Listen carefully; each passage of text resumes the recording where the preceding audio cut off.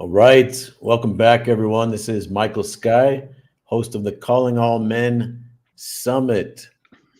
We're going live with a man who has been working with men for decades, an elder.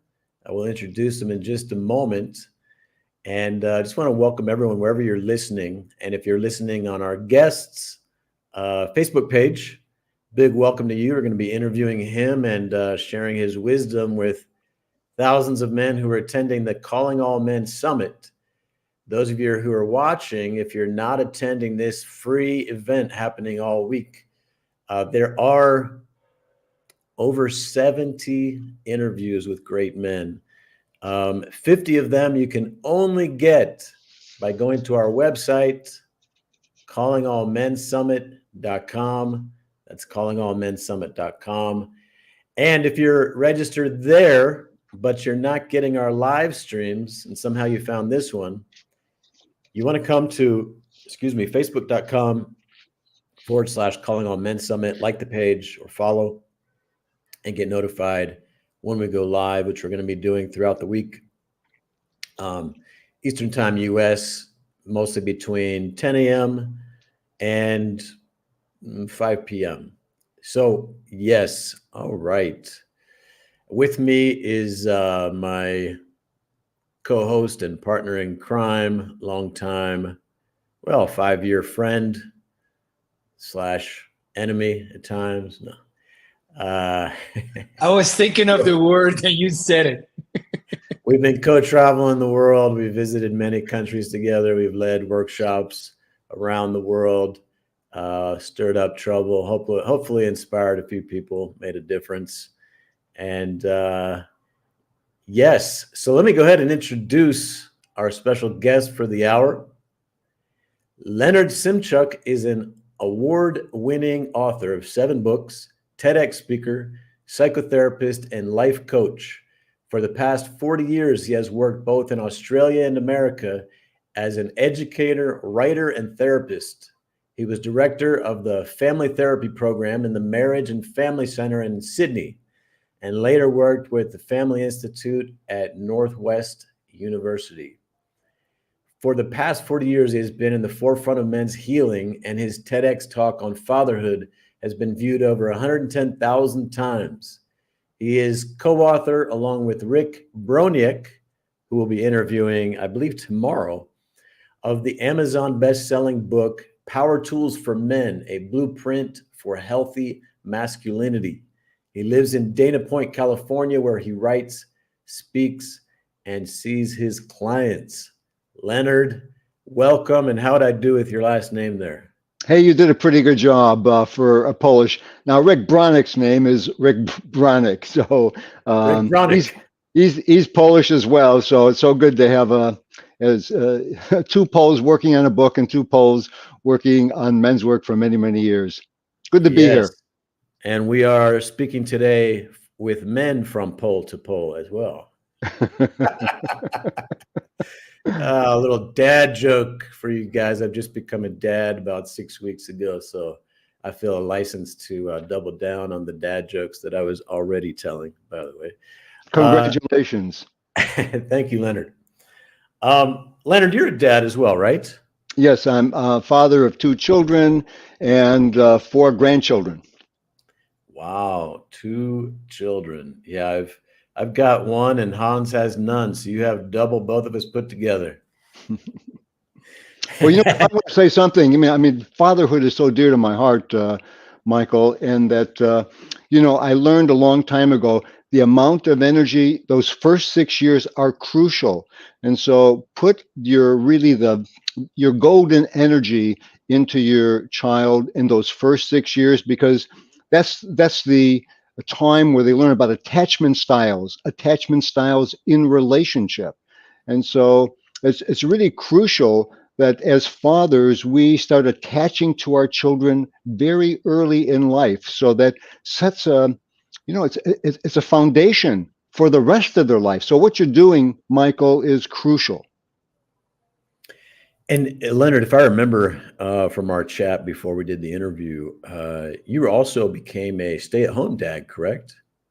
Yeah, back in 1984, I lived in Sydney, Australia, and that was, geez, stay-at-home men were as rare as hen's teeth. Just they just didn't exist. So I was a bit of a pioneer back then, and I gave up a career. My wife at the time, she was a director of a school, and so between both of us, I was director of the family therapy program.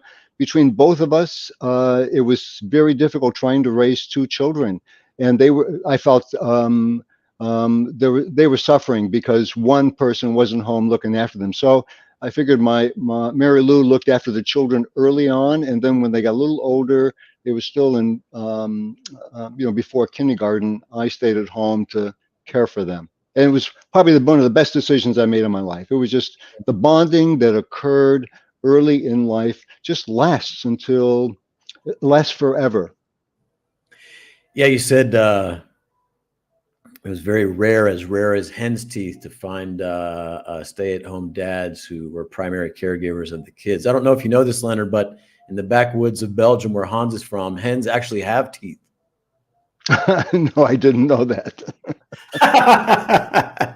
Sorry, Hans. Sorry, Hans. I couldn't pass it up. And both of my brothers are actually primary caregivers to their kids. Both great fathers, huge love for their kids, and both younger than me. Yeah, they each have two kids. I'm playing catch up here. So yeah, let's see. Today we're talking about relationships primarily. This is something that Hans and I both do work in relationships. However, neither Hans nor I are married, nor, I mean, I think you've probably got decades of experience in the relationship category on both Hans and I. Well, yeah, I have. So I'm older than you, so I guess that automatically puts me into more time in relationship. I think that I've been in the therapy field for 40 plus years, and I've worked with thousands of men and couples during that time. I was married for 26 years, raising our children, and then we went through a divorce, and it was a very difficult time, which I learned so much about myself. And I have been in another relationship, but I feel like I'm in just a beautiful relationship now with this amazing woman who continually teaches me about relationships. It's like, relationships are something that needs to be developed continually. You just don't learn about relationships and you're done. The relationships are something that are continually expanding, evolving. And I think that's the important key to remember. And what I've experienced with men is that we're terrific in fixing problems and being career oriented and being strong and independent, self-sufficient. We're really, really good at that. But when it comes to relationships and even emotional intelligence, those are the areas that we really need tools. And I think that from my experience in working with couples and with men, those are the two areas that men really need some help. How to develop relationship tools and how to really connect with their emotions and with the emotions of partners. So you have a book, Power Tools with Men, along with your co-author Rick Bronick, and I put it up here, just a bit of a placement there. awesome, awesome.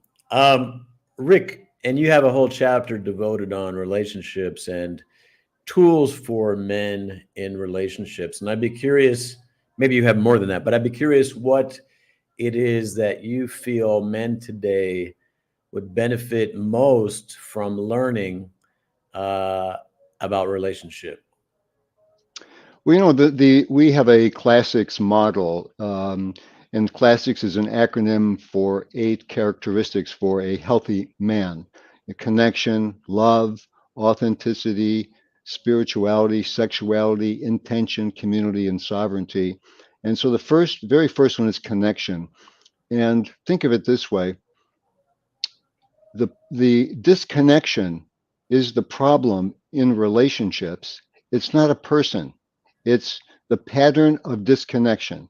And so if I disconnect in relationships, that means I can never get close. I can never have intimacy. And so the whole thing about connection is really crucial for us men, because we often know about being competitive, how to again strive and succeed in the world, but really connecting not just with others but with our emotions. It's so important to connect with our emotions so that we can share what's going on with us, and we can also get a sense of what's going on with our partner. I remember Rick and I did an interview on the radio, a number of months ago, and we asked the interviewer, who is a woman, and says, "What do you think is the main problem that women complain about with men?" And she didn't skip a beat. She says, "Listening. That men have a difficult time listening." And I want you to think about this: that we're really good at fixing, and often we listen with the intention to fix. So if I'm listening to my partner and she is talking or he is talking about a themselves, and if I have my fix it mind on, I'm not really listening. I'm thinking about how to fix a problem. And so listening is a very important tool that we as men need to learn in our relationships. And I would imagine with you and Hans, since you're really good friends, that listening has been something that is a bonding force for the two of you to be able to communicate and connect with each other. And I see the two of you joke around with each other, which we men often do. We like to banter and joke. And I would imagine when you get to some serious topics, you probably put on your listening ear to really pay attention to what each other is saying and what your emotions are. Because listening also means I have to listen to what emotions I'm feeling at the time. And as you know, sadness, grief, shame, these are emotions that as men, we don't really allow ourselves to feel comfortable with. And so we tend to suppress those emotions, and then we start armoring ourselves. And so the armor prevents connection. So if I'm really well armored, well, that may be good in terms of battling the world, hopping on my horse and going off on a quest. But if I have my armor on and I want to be intimate with my partner, well, there's going to be a lot of clinking and clanking into the bedroom because I still have my armor on. And part of listening is what's really going on with me so I can remove my armor and be more vulnerable. Now, the challenge is that as men, we're taught to be invulnerable and tough and resilient.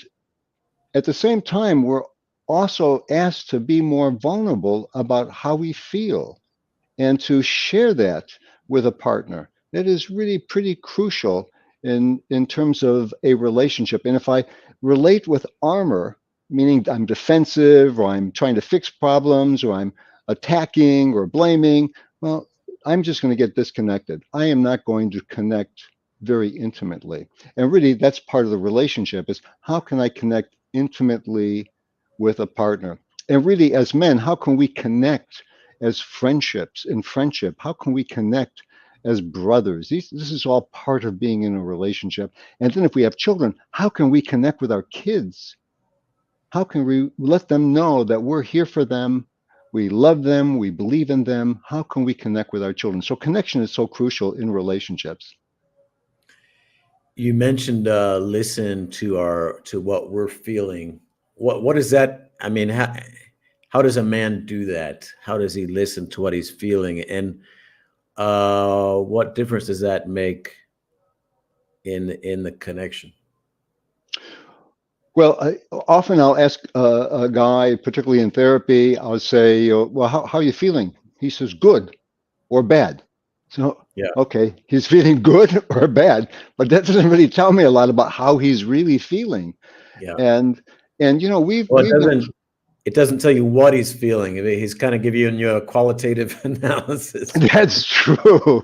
That's true. I'm good, bad. Well, as opposed to, I think of feelings as a palette, a color palette. So if I want to paint a really rich picture, I've got to use different colors, and those colors give texture. They create a richness, a complexity of who I am. and means I can really share more of who I am. Again, I think one of the more difficult problems or emotions that we men have is sadness or hurt. I remember when my son was 10 years old, he was playing rugby in Australia, and I remember one of the kids fell down and he was starting to cry, and I heard a man next to me say, "Give him a few years and he won't feel a thing." And I think, okay, I guess that was his belief. Men should not feel, and if we don't feel, like with your child, you want to feel love, you want to feel intensity, Yeah. and if your child's hurting, you want to feel empathy for your child. Yeah. Yeah. If you're not feeling, are you even alive? But I think there's so many men out here that are just numb, like Mhm. they've just numbed themselves, like maybe with the armor you're talking about, maybe, or put up armor against even their own feelings, because, yeah, if you're feeling something that you view as shameful or weakness, or maybe just too dangerous, right? Because if you feel any emotion strong enough, you might do something that your mind's not in control of, right? You could damage yourself or others. And so how Can does I a man can I echo something here, Michael? go for it? Sorry. Yeah, I think it's a very valuable lessons that Leonard is sharing here. I worked with Bruno Latour at the beginning of the century in philosophy, and he changed my whole worldview. And we were the philosophy. He's a French philosopher, and he was talking about the body as in to have a body means, and to be a person means learning how to be affected. And the idea is that the emotions, well, I'm paraphrasing and I've elaborated it, but the idea is that our emotions and what we're feeling really is the richness of life, and is the essence of being alive. And the key is to learn how to feel, and learn to be affected in such a way that the emotions, the feelings become the fuel for moving forward, for growth, for everything that's beautiful in life. And in the absence of knowing how to be affected, especially men, we avoid it because we don't know how to deal with it. We don't know how to use, for example, our anger in a constructive way. We don't even know how to put words around it.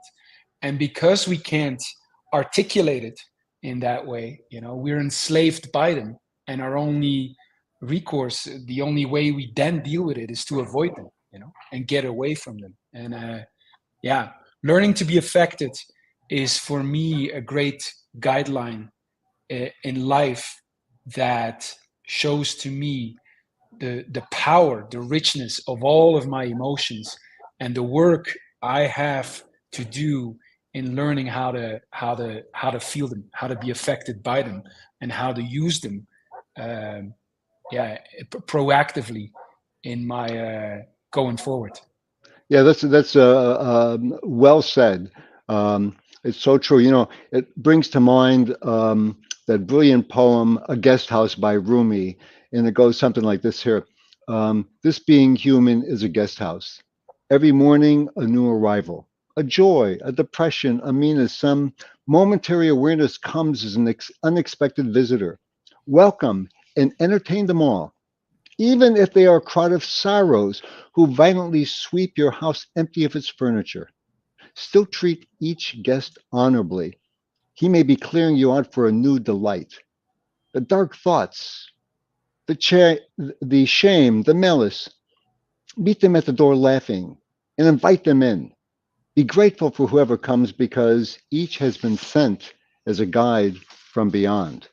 I love that poem because it really says that all of our emotions are here to help us navigate. And when I'm working with men who shut down their emotions, it says, imagine your dashboard, and your dashboard has lights that are giving you indications of your emotions. And if you put duct tape over your dashboard, you're putting duct tape over all the sensors that are telling you how to navigate your car.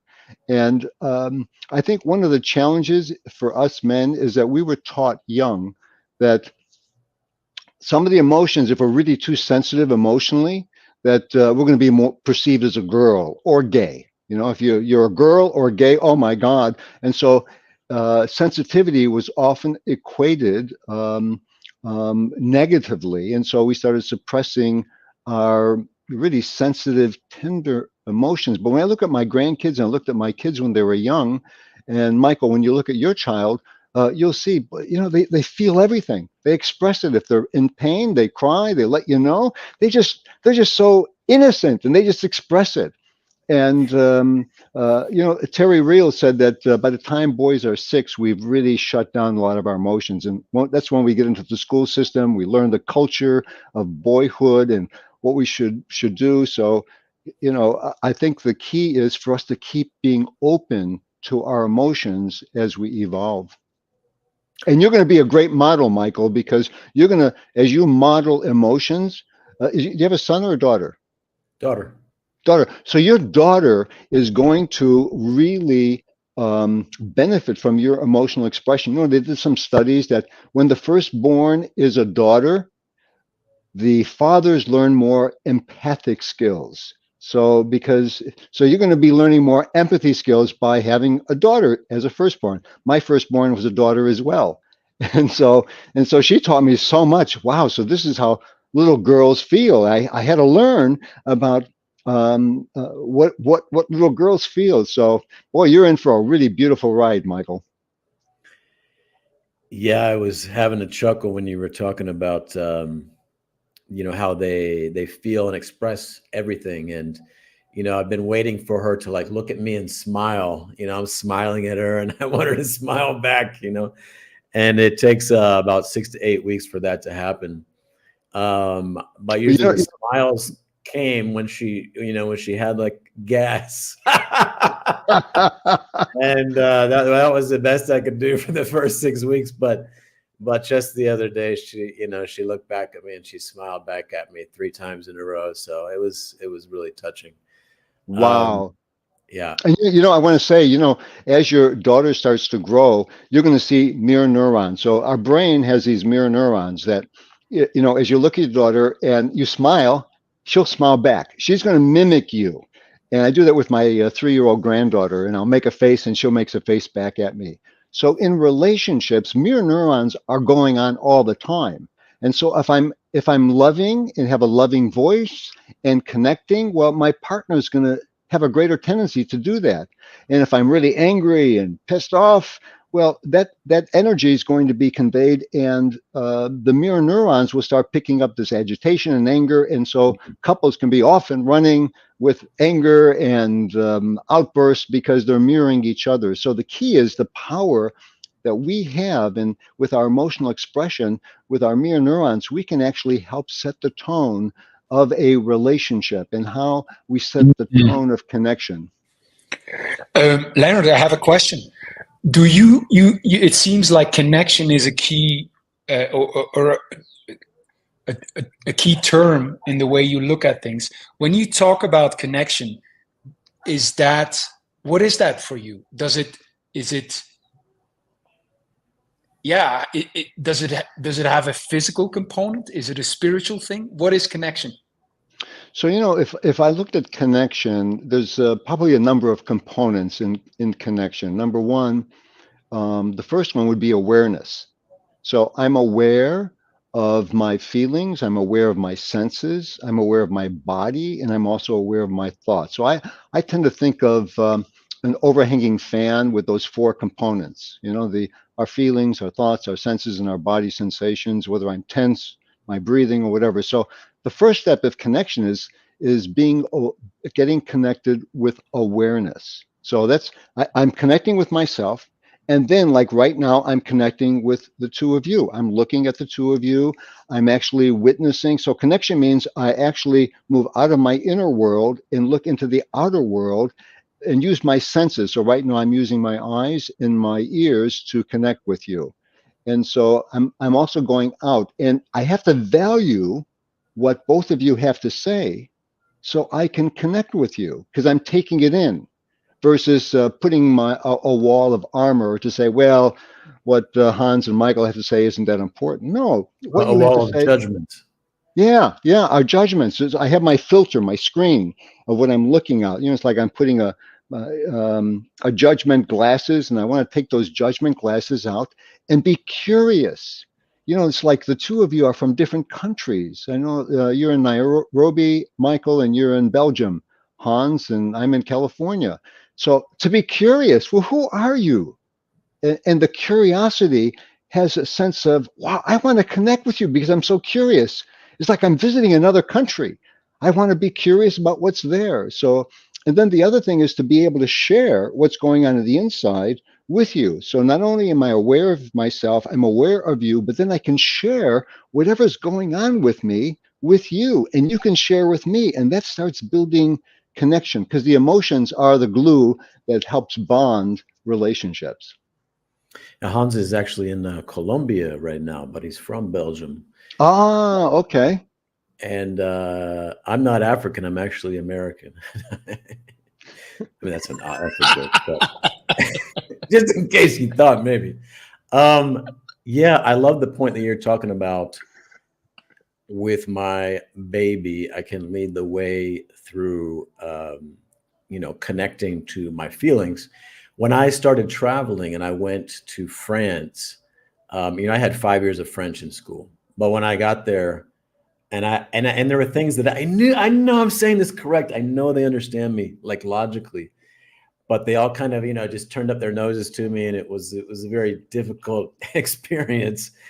And then when I went to Brazil, the same thing started happening. I was speaking basic Portuguese that I had learned in my head, and I just got this like they couldn't understand me. And I eventually learned, and I had a friend of mine who pointed it out. And the biggest thing that I was communicating to them was my feeling.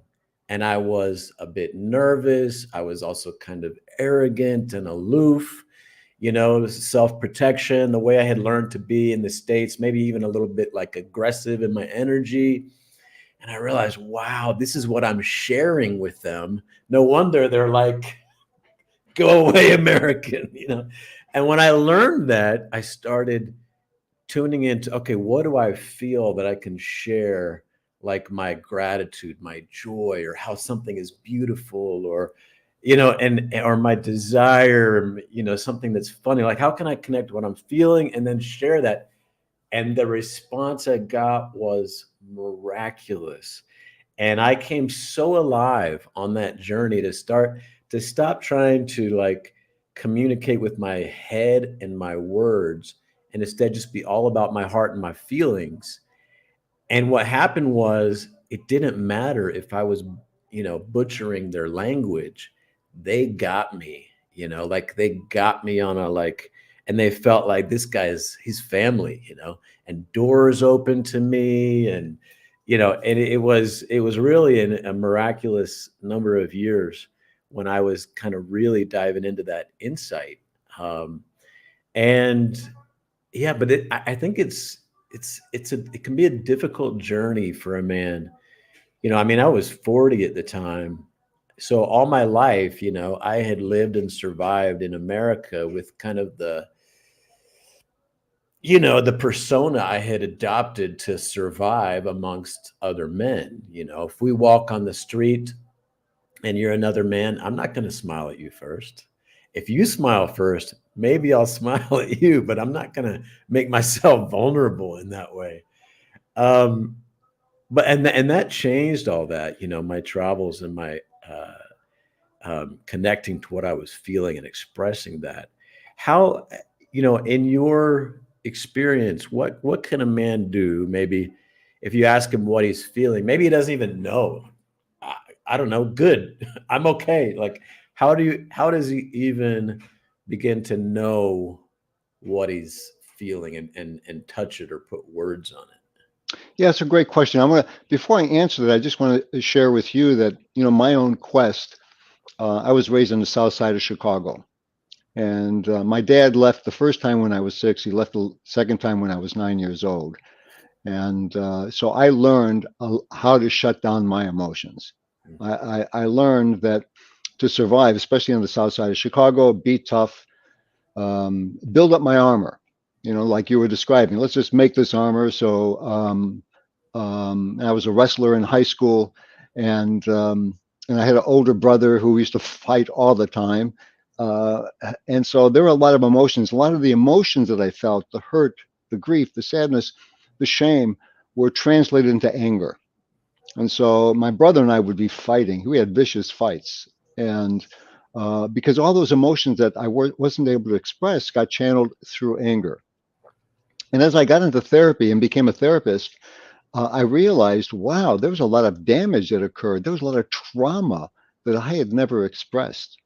And as men, when we are traumatized, we often don't express it. We just shut it down. And so the question is, well, how can men get in touch with their emotions? I tend to use the word, I ask, what do you notice? So if you ask a man, what are you feeling? That can be, for some men, that's very difficult, especially if they're really shut down. What are you noticing about your body? I notice that when we talk about your father, I notice that your body starts tensing up. What are you noticing? And what are you noticing on the inside? And then it starts to open up a conversation, like a curiosity. And I say, well, how do you deal with sadness? And what makes you sad? And then it opens up a conversation just about sadness. And when you're sad, what do you do? Ooh, okay, I shut down, don't talk. And what would you like to do? So we open up a conversation to say, well, there's some other ways of expressing sadness. And we're just talking about one emotion. And some guys have difficulty expressing love and saying, I love you. I never heard the words, I love you, growing up as a kid. And I remember when I went to, I was participating in a psychodrama workshop, and I was one of the participants. And then they says, someone played my mother and my father. Said, tell them you love them. I love you. And I was choking. I love you. And I realized, oh my God, I have a hard time just saying I love you. And that was, again, so it's not just sadness, but just expressing love, how to open up our channels of emotion so we can be fully alive human beings, because that's, as men, we're meant to do. And men have a lot of emotions. If people say men don't feel, I said, oh my God, go to a workshop, go to a weekend, and you'll witness how men open up their feelings, and the feelings just get pouring out of years and years of suppressing. We have so much emotion within ourselves and passion, which I think is really beautiful. Hans, you want to chime in here? Yeah, I got many things here. I remember being in Panama, and I was talking with two Mexican women, and I told them I never told my mom, because I never heard my parents tell each other I love you. I never saw them being affectionate with each other. I never saw my father hug my mother, ever. Never seen it. And in 2011, and I was talking with these two beautiful women, and I told them I never told my mom I love her. And they said, what? They couldn't believe it. Just call her now. And I did. And then I told my mom the first time, I love her. I love you. Actually, I still say, and I say, don't forget I love you, which makes it a little bit easier for me. But it's incredible. And you're right. There's an incredible richness there, the emotional world, if we just unlock it. I have my work in the past is one in seduction, and also for men to meet women.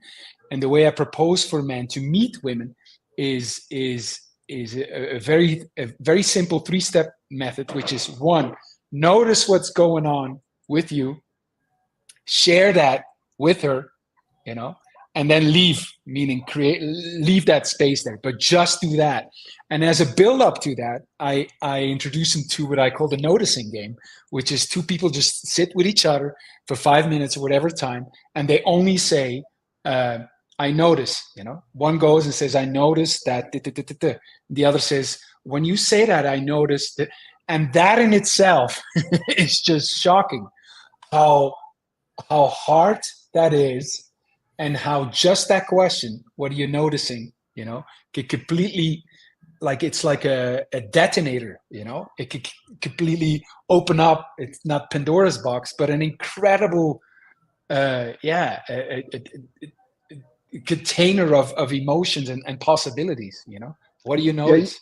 And the thing is, I sometimes do with couples, we do 5 minutes, 5 minutes, and 5 minutes. And so, like for you, what are you noticing? 5 minutes. You set the timer, and what are you noticing? So right now, I'm looking at the two of you. I'm noticing, you can notice your body, your feelings, your thoughts, your sensations. You just, for 5 minutes, just saying, this is what I'm noticing. And then timer goes off, you flip it, and the other person has 5 minutes, and they are able to say, what are you noticing?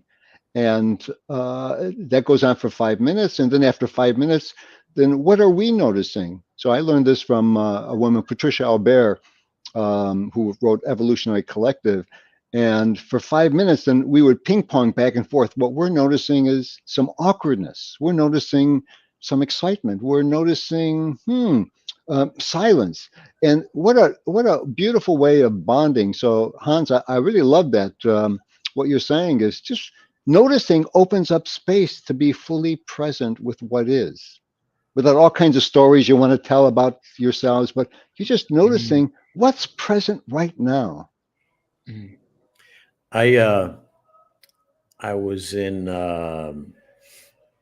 Boulder, Colorado. I had gone there to attend an authentic world event. And I went for at the time, kind of the nickname I had was Walking Michael, because I was just traveling the world, slow traveling, and I would just go on walks with people. I went on a walk with this one guy who wanted to learn some things from me, but it was really difficult to talk with him. He kept walking ahead of me, and I would try to speed up or slow down, but no matter what I did, he had to be a couple steps ahead of me, and I found it very frustrating to try to connect with him. And I got back and I asked my friend about it, who was kind of in this authentic world community.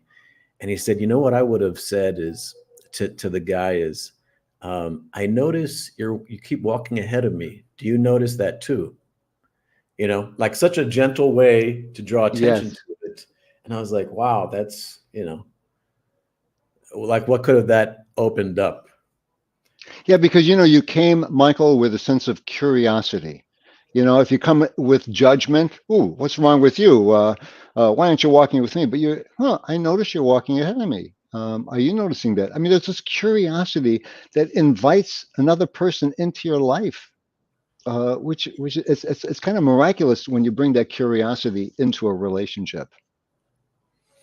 Do you have any insight into how, because I want to ask you about how does a guy know what he's feeling, right? How does he actually speak about it? And you talked about starting with what he's noticing, maybe physiologically, okay, he's tense, or maybe his tummy is rumbling, or, something. But how can he begin to identify his actual emotions if he's someone who's been closing it down for so long? So I start with where the person's at. So let's say someone's really numb and shut down and well armored. And I says,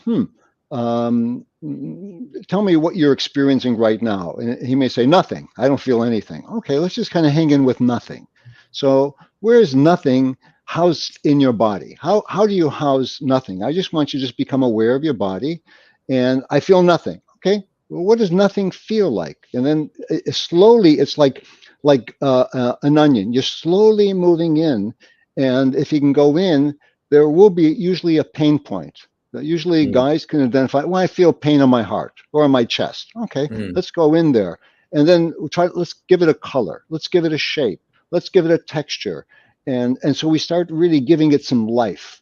And if that sensation, that pain, was given a voice, what would it say?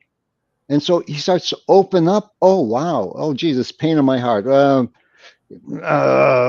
don't know. I'm angry. It might be, he'll slowly start to identify when he can get connected into his body, into his sensations, and then start giving it a voice. And then we start welcoming. Because I always say to guys, your sadness is welcome here. Let's come on. People come and they're depressed and they're anxious, and they says, I need help with my anxiety. Oh, let's bring Mr. Anxiety out. He's welcome here. Come on out. I want to get to know him. And oh, depression. Oh, Mr. Depression, come on out. I want to get to know them. As opposed to shutting them down. No, come on out. Come on out. You're welcome here. And then, and that sense of welcoming says, oh, wow, I can be anxious here. Huh. I don't have to, I'm not trying to push it away. And then all of a sudden we have an alive richness of talking about Mr. Anxiety or Mr. Depression. Yeah, reflecting on my own experience, it's, after you begin to identify that you're feeling something and maybe what it is that you're feeling, then you can actually have choice in the matter. You can have some insight as to what's going on and do something, but if you're in denial about what you're feeling or that you're even feeling at all, you're just being controlled by that armor that you talk about, and it might have you maybe in a sense feel more powerful, but really you're not powerful. You're just shut down. I worked with a man came to me, and he was having a lot of anxiety. And it wasn't until, as I find out about his history, he says, I'm not the same person I used to be. I used to be excited about work, but I just feel anxious. Then I discovered that his son committed suicide. And he said, I learned to be tough. If you chop off one leg, I says, take my other leg with it, and for him, I had to use the metaphor of to be really strong, you've got to put your sword in the fire. You got to temper the fire. You got to put your sword in the fire, melt it, heat it up, and then put it in the cold. To be really a strong man, you've really got to be tempered by that fire. If you don't, you're a very brittle man. Your blade will break. So he got that. And so in the following session, he knew that he might have to cry because I had offered him some tissues when he was getting a little bit teary. And he brought this big bandana. And he says, I'm bringing a man's hanky. And so he proudly displayed his red bandana to say, well, if I'm going to cry, I got a man's hanky. Yes. I don't know. I'd be careful using that metaphor of putting your sword in the fire, because some guys, they think metaphorically of their sword as something quite vulnerable. There you go. That's a good point. I have a question for you, Leonard. In your practice, in your work, what do you see is for men? What's the main thing that's keeping them from expressing their emotional truth? Is it a judgment of feeling and emotions, or is it just a limited vocabulary, an inability to articulate? It's a great question, Hans. I think the challenge is we've been so conditioned about our emotional expression. And they did a study of college students. So when depressed girls in college talked to other girls about being depressed, what would happen? They felt better. Then they did a study about depressed boys in college. When they talked to other boys about being depressed, they felt worse because guys didn't know how to navigate the emotional world. And I think part of it is our judgment and our belief about what men are. Men have to be tough, independent, the old stereotypical men's belief system. I think what both of you are doing, Hans and Michael, you are helping men awaken to emotional expression. I mean, I've listened to a number of the talks by the experts that you had on, and what you're doing is so crucial. It's helping men come alive. and help men see we have other alternatives. We don't have to be in this man box. No, we can actually expand the man box and be really more expressive. And when we are, just like you said, Michael, when you start sharing your heart and soul with people, people open up to you.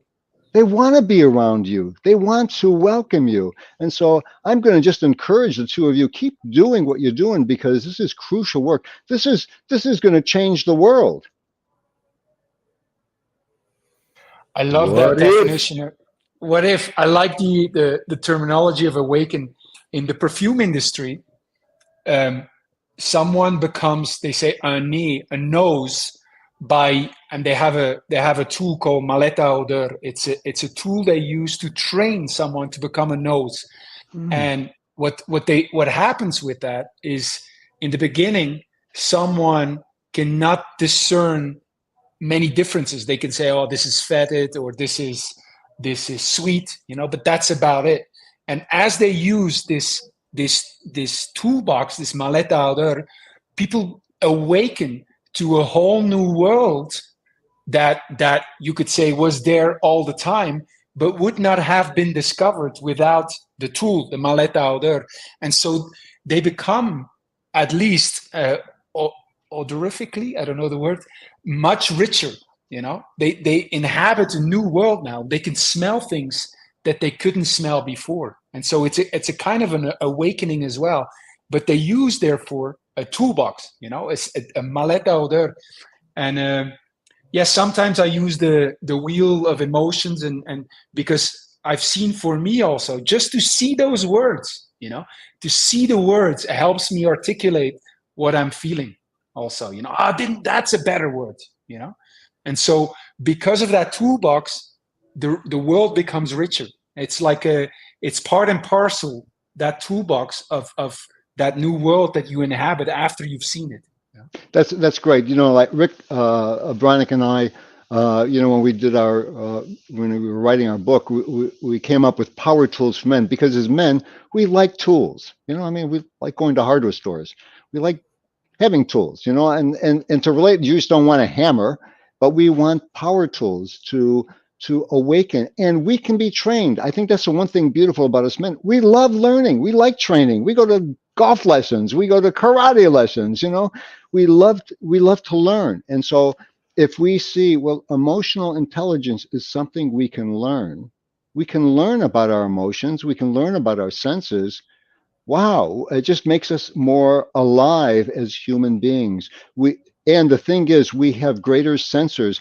I believe, with all the changes in technology and whatever, the new man who's going to really survive is the man who's more awakened, more alive to his senses, to his emotions, more relational, more cooperative. These are the men that are going to survive. And men who hold on to the old man box, they're going to be Neanderthal. They're going to eventually be going by the wayside.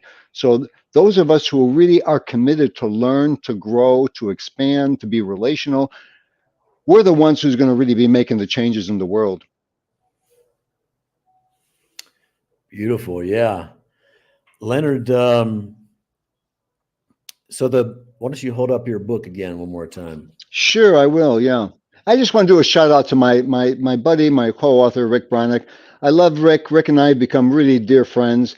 And we put these tools into our own life. We've had our own challenges that we've had to navigate. And I just want to say, Brother Rick, I'm so grateful you're in my life, because you have taught me so much. I know I've taught you, but in a relationship, probably like Hans, you and Michael, for men to be in a relationship, I had this saying that unless men feel connected to the world of men, we're going to always fear being engulfed by women. And so it's so true that so Rick and I, we're in a men's group together, and I'm so grateful to have these other men in my life. And I was in a men's group in Chicago for 17 years with the same group of men. We need each other. We need our brothers. And so again, another shout out to you, Hans, and you, Michael.